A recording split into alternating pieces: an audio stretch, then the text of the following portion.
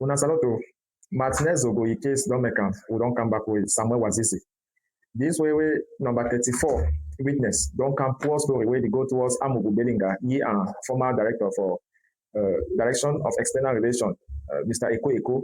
We don't come back now. The question was say, why Martinez Zogo, why Samuel Wazizi case, never even future for court ones. But we was first diagnosed this talk way, this Colonel Otulu talk, because he talk why talk for women or family for Amugu Belinga, now so they depart in a panic. So I don't take some couple of questions for channel we them don't ask. I say, ma try answer that question then. First question they will wrote. Hello, wrote.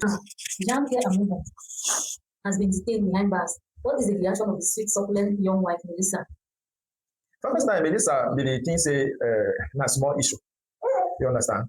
So today we are not talking only about a case that is moving forward. We are talking about a case that was closed without being solved. A Cameroonian journalist will be died in the hands of the state.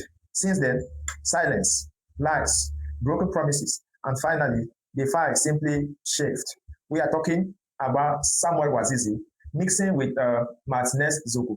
Then you question me about your wife. Say, how can somebody, you be made some interviews a few weeks ago, a few months ago, where if the glass say, oh, small time must go come out. So at her position, if the petty picking, just like they for they repent their own picking, but he can notice say the one way you must know the capsule. It means say if you know woke up with force, the picking them will go wayward. So it's like the act for us, like Papa and Mommy. So let's go back for a case for Samuel Wazizi. August 2nd, 2019. Boya Southwest, Samuel Ajekwa Abuwe, known on air as Samuel Wazizi, a reporter of and presenter at CMTV, a regional Anglophone TV station. His crime was criticizing the government's handling of the Anglophone crisis. He was arrested by the Boya police 5 days later. On August 7th, he was transferred by the 21st Motorized Infantry Battalion from a police station to a military installation in the same city. Now this infantry battalion, Motorized Infantry Battalion, we be talk yesterday about drug. We say, this military infantry don't receive 2 major generals in the space of 2 weeks. So the question was, why is that this brass they come for inspect their barrack for year? 2 of them in 2 weeks. Even though they get their calendar where they ever work, they for the follow and so, but the way the team just be around, we just say, okay, then couple with the fact say randomly, we don't over here about drug campaign, fighting drug campaign, all that kind of thing. So the question was that if this drug consumption be over plenty for our city, surely some people they already be supposed for the check this activity. They don't turn now being part of the black economy. But not be talking that for today. We don't want to mention say Samuel Wazizi be passed through that people their hand. So that is where the disappearance began. His last known word told to a friend who saw him in custody, don't let me die here. He will never be seen alive by his family again. So at least you will ask about his young succulent wife, say, how if he feel. At least he is still see massa. But for Samuel Wazizi, his own wife no will ever see it again because he had a child, he was living with a woman. Unfortunately, that last word they talk say, don't let me die here. Not only he died, but his corpse up to today have not been seen. And raising such issues is to try to allow his soul to rest in peace. But not be the only question that you get that. You get the other one. Mm-hmm. Is the court holding no evidence that prolong Jean-Pierre Amugu imprisonment? Is the court holding no evidence that prolong the imprisonment of Jean-Pierre Amugu? At least we don't talk say you don't enter na number 34th witness. They said the next court hearing, they don't put on the 2nd to the 3rd of August. But 10 months of silence and they announced death. If we therefore go back to Samuel Wazizi's own case, we have to say that for 10 months, his family, his lawyers, his colleague had no news about his own case. So, but for Martinez Zogo case today, it's been 3 years that they have been hearing from one witness to the other. This Samuel Wazizi case never even appeared for court. We talk say no access, no official information. Then on June 5th, 2020, the Cameroonian military finally issued a statement. Samuel Wazizi had allegedly died on August 17, 2019. just 10 days after his arrest from complications of a generalized infection called sepsis. A young, perfectly healthy man at the time of his arrest, death in 10 days from an untreated infection while in military custody.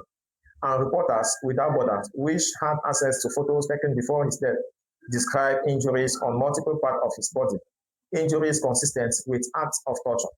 So we are told it was illness, but the evidence we have seen tell a different story. His body has never been returned to his family, and that is where our concern really is. That to this day, in 2026, we are talking about the case of 2020. So you understand, say you cannot have this kind of story and you just allow it. His family is still has not been able to bear it. So the broken promises, what they be making. I don't say you only complain, say I don't overstep your question. Yes, to answer you directly, yes, the court is still having evidence about the murder. That is why the case is prolonged. Number 34 witness. The show say maybe there's a 35th, there's a 37, and they'll keep prolonging like that. But truth be told, from the 31st, they started having more and more precision. And that is why you see the issue is gaining more momentum. Before I take your next question, because I know say you want to prepare like 5 questions for me. I want to talk about the broken promise because some people, they even change their profile picture back then. Put Samuel Wazizi. Oh man, with the holla. Oh, that there will be no peace without Samuel Wazizi. The case can't die. I just as I talk to some lawyer their way that they make that case, so they even shake. Under mounting international pressure, UNESCO, France, Human Rights Organization, President Paul Biya announced in June 2020 that an investigation will be opened. According to the National Commission for Human Rights and Freedom, the findings of that investigation, conducted by military intelligence, were reportedly delivered to the president in October 2020. The results, by April 2021, the minister delegate at presidency in charge of defense, Joseph Betty Asomo, told the National Assembly that the conclusion of the investigation were still awaited. 5 years after that, the fact, those conclusions have never been made public. We still don't know whether a genuine investigation ever actually took place, and what about legal recourse. Wazizi lawyers, supported by the organization Media Defense, filed 2 petitions in 2020 before the High Court, requesting an independent and impartial inquiry. Both were denied. That is how justice works in this country, when it is the state itself that stands accused. Like this case of Martinez Zogo, is the state that is accused, because when you hear the direction of external relations, it is the state apparatus that has been used. So the file, is it close or not? I will take your next question before I answer that one. What is Jean-Pierre's Amogo reaction towards those evidence? Well, during last outing, Amogo Benga was bitter, especially to one lawyer. He almost tell the lawyer, tell the court, say the lawyer the rest because he don't ask it out, deny. Then, say Amogo Benga gave big media house this young cat. So their own reports about that news be wire. So we will come back for the thing. About the case of Wazizi, he said, and then there was that moment in November 2024 in Geneva, before the United Nations Commission Against Torture, a representative of Cameroon Ministry of Justice, Sekbe, the Lombe Patrick, simply declared that Wazizi case is closed. The file is shelved, closed, as if 5 years of silence, lies, and refusal to investigate were enough to erase a man's death. It is in this context that Media Defense filed a complaint with the African Commission on Human Rights and People Rights, lodged in August 2024, with detailed submission on admissibility and merit in June 2025. The argument is clear. Samuel Wazizi arrested, detention, and death constitute serious violation of the right to life and the prohibition of torture under the African Charter. In other words, what Cameroon refuses to judge at home, the international community is now examining elsewhere. The wider context is the Anglophone crisis. This case needs to be placed in its broader context. Samuel Wazizi isn't an isolated case. He is an Anglophone journalist who paid with his life for reporting on crisis in the Northwest and the Southwest region. Other names keep resurfacing in this same pattern of impunity. Mamadou Moutar, the artist Longue Longue, who recently spoke publicly about torture, he says he suffered allegedly at the hands of military intelligence operatives. The Minister of Defense announced an investigation, but for human rights defender like Redak, Director Maximiliano Ngombe, these announcements remain once again without concrete results. It is a pattern that keeps repeating: arrest, disappearance, silence, promise of an investigation, case closed. Wazizi, Mota, Longue Longue, and the list could go on and on. So your next question certainly should have to do with the kind of mindset prevailing. Is that all about your question, or you have other questions? So about the mindset, let's put ourselves in the shoes of the Wazizi family, just as the Martinez Zogo family. Wazizi case is 5 years with no body, 5 years with no official answer, 5 years watching their son, their brother's case get tossed between presidential promises and administrative dismissal.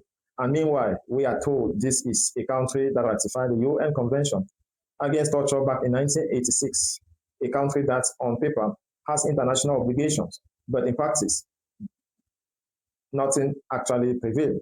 This is exactly the case of the kind of case that explains why trust in institutions keep eroding, saying that isn't political ground standing.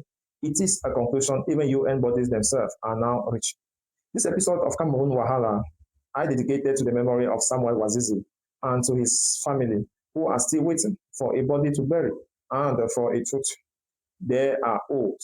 Here at Cameroon Wahala, we stand on the side of the rule of law. The MRC works for the advent of the rule of law, and this case may be the starkest example of why. Cyril the Mayor, I will see you soon again. Take care of yourself. Whatever happens, keep smiling. And with that, good day to you.